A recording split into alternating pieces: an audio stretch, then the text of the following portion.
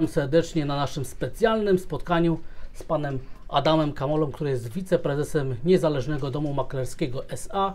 i porozmawiamy sobie dzisiaj o tym, co to jest dom maklerski, jak on działa, z czego jest skonstruowany, i pan Adam nam opowie o kwestiach związanych z prowadzeniem działalności, jakim jest dom maklerski. Witam Cię, Adamie, na spotkaniu. Witam serdecznie. Zachęcam do subskrybowania, dodawania komentarzy i dawania lajków, jeżeli uważacie, że te materiały niosą dla Was jakąś wartość. Więc Adamie, czym jest Niezależny Dom Maklerski, co on oferuje, jakie daje produkty, jaką wartość daje swoim klientom? Niezależny Dom Maklerski w swoim założeniu jest miejscem, gdzie szukamy wartości dla klientów, szukamy dobrych stóp zwrotu, jesteśmy stricte inwestycyjną instytucją finansową, więc w ramach naszej firmy znajdziecie Państwo szereg instrumentów finansowych, jak i strategii, które pomagają w inwestowaniu, dają dostęp do szerokiej oferty produktowej, dostarczamy ekspozycję na różne rynki, różne klasy aktywów. Nasz dom maklerski posiada licencje w 3 obszarach. To jest oferowanie instrumentów finansowych, doradztwo i ostatnia królowa, można powiedzieć, jeśli chodzi o wszelkie usługi maklerskie, zarządzanie aktywami. Która by Cię interesowała najbardziej z naszych linii biznesowych? Oczywiście wszystkie, ale później będziemy rozmawiać o zarządzaniu aktywami. Jednak jakbyś mógł przybliżyć, tak określić, powiedzieć w paru zdaniach o tych wszystkich tych 3 nogach, o których powiedziałeś, biznesu Niezależnego Domu Maklerskiego. Oczywiście. My jako instytucja finansowa wyrośliśmy z biznesu opartego o oferowanie instrumentów finansowych, czyli zaczynaliśmy naszą pracę z klientami na rynku od dostarczania szerokiej ekspozycji na różne klasy aktywów. Czyli w ramach oferowania możemy zaproponować inwestorom dostęp do szerokiej palety funduszy inwestycyjnych, otwartych, zamkniętych, również do obligacji korporacyjnych czy inwestycje w akcje nienotowane.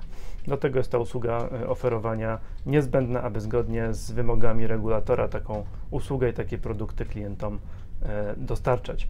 Idąc dalej, w ramach naszego rozwoju przeszliśmy na rozwój usługi doradztwa, gdzie nasi doradcy inwestycyjni budują dla klientów portfele, budują strategie inwestycyjne zgodnie z apetytem klientów na ryzyko, ale ostatecznie tą decyzję inwestycyjną podejmuje inwestor. Mam kolejne pytanie. Czy Niezależny Dom Maklerski prowadzi rachunki maklerskie? Z samej nazwy domy maklerskie kojarzą się z podstawowym produktem, można powiedzieć, jak rachunki maklerskie, natomiast my takich rachunków nie prowadzimy. I za chwilkę wytłumaczę dlaczego. Otóż rynek kapitałowy, nasz rynek polski jest, można powiedzieć, nasycony instytucjami finansowymi, które mają bardzo dobrą ofertę rachunków maklerskich. Jest to biznes z naszej perspektywy oparty na niskich marżach, który wymaga masy klientów, którzy onboardują się, że tak powiem kolokwialnie, na platformie do nabywania, sprzedawania instrumentów finansowych i będą generować obrót. Więc my nie jesteśmy jako mały dom maklerski prywatny konkurować z tego typu podmiotami jakością. My się staramy być wszędzie tam, gdzie widzimy swoje przewagi konkurencyjne. Nie widzimy na chwilę obecną naszej przewagi konkurencyjnej ponad chociażby wspomnianego Bosia, czy platformę jak XTB, która nieraz gości na Twoich, Andrzeju, nagraniach. Więc my szukamy tak naprawdę, i na tym opiera się nasza filozofia działania, że szukamy najlepszych dostępnych na rynku platform, tam gdzie klienci będą mieli zapewnione warunki bezpieczeństwa i tam gdzie będzie dostarczona jakość na wysokim poziomie i również dostępność instrumentów finansowych. Dostępność instrumentów finansowych jest determinowana przez wielkość podmiotu, która prowadzi rachunki maklerskie dla inwestorów. I na tym polu również nie widzimy siebie jako na chwilę obecną podmiotu, który mógłby konkurować i dać klientom większą wartość i również bezpieczeństwo środków, na które wszyscy na dzisiaj bardzo zwracają uwagę i my to bardzo szanujemy. Okej, przejdźmy do kolejnego tematu. Przechodząc dalej do tego, co najbardziej interesuje i linia biznesowa, którą mocno w tym momencie rozwijamy, to jest linia biznesowa zarządzania aktywami, gdzie ten ciężar decyzji inwestycyjnych inwestorzy powierzają wybranemu przez siebie zarządzającemu aktywami. Rozumiem.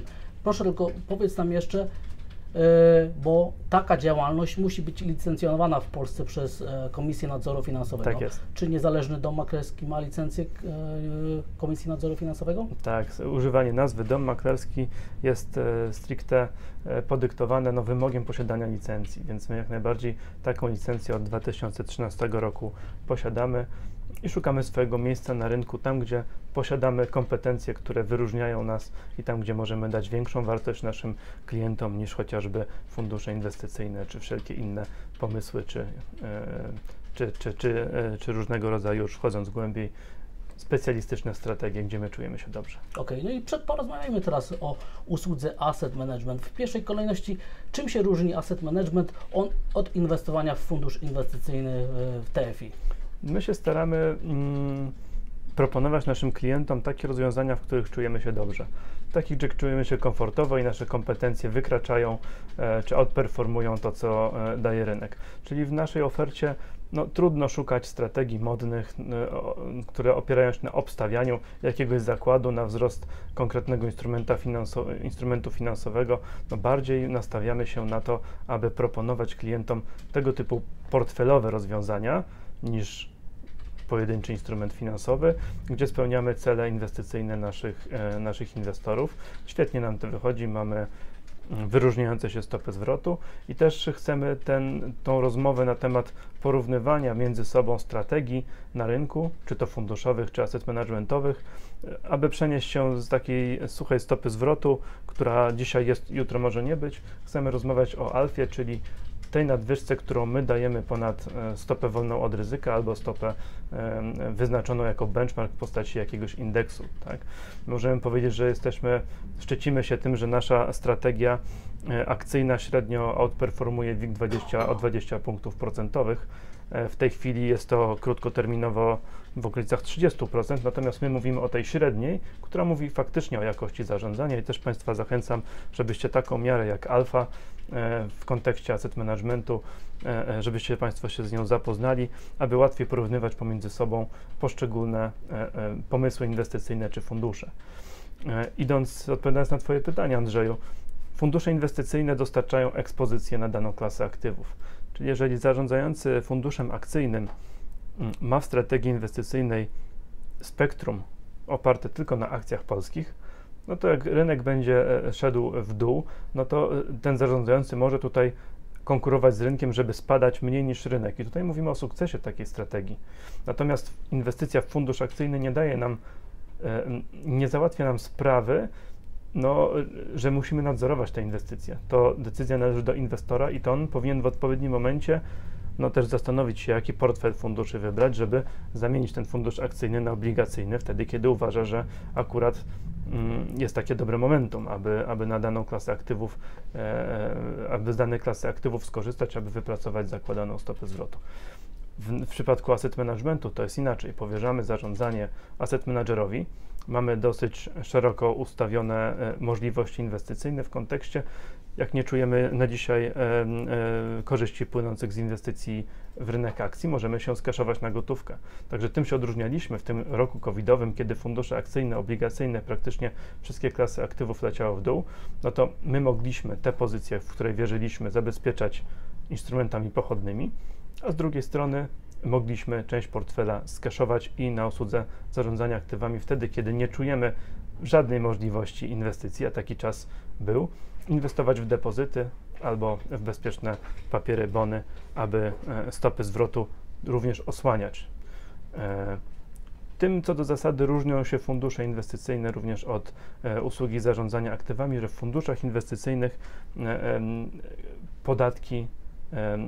podatkowo to rozwiązanie jest dla klientów lepsze. Jeżeli Państwa interesuje, sądzę, że internet jest pełen informacji na temat inwestycji portfelowych, możliwości przenoszenia tego podatku w ramach parasola pomiędzy różnymi funduszami inwestycyjnymi itd. Jeżeli chodzi o usługę zarządzania aktywami, to przy wyjściu z danej pozycji jest pobierany podatek dochodowy. Coś za coś. Tutaj mamy w asset managemencie usługę szytą na miarę i dostosowujemy się do apetytu na ryzyko i bardzo duży nacisk kładziemy na ryzyko w naszej działalności i możemy mówić o indywidualnym podejściu inwestor, asset manager czy firma inwestycyjna versus fundusze inwestycyjne, gdzie jesteśmy jednym z setek albo z tysięcy uczestników takiego funduszu. Okej, a gdybym chciał zostać klientem, jaką procedurę musiałbym przejść, ile to potrwa, jakie są wymogi, czyli jakie kryteria musiałbym spełnić?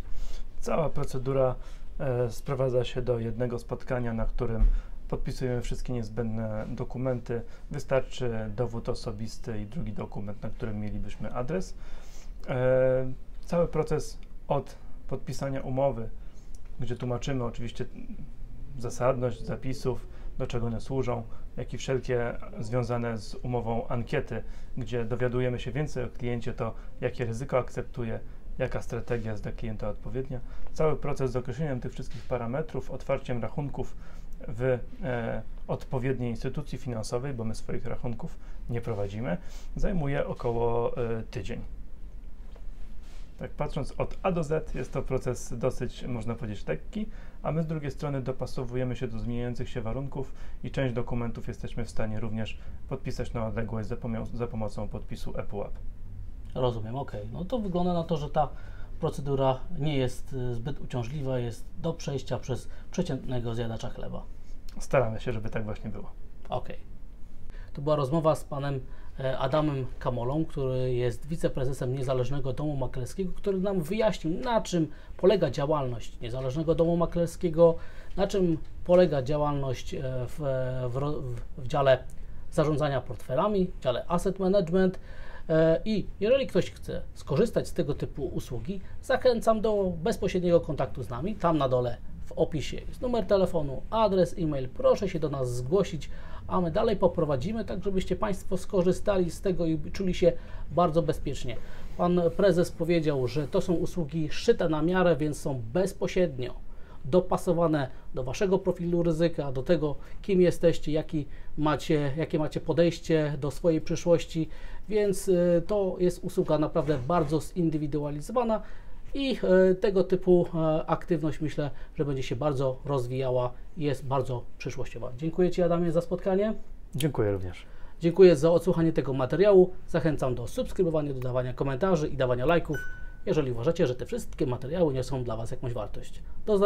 Pozdrawiam, wszystkiego dobrego, trzymajcie się, cześć. Dzięki, Adamie. Dziękuję.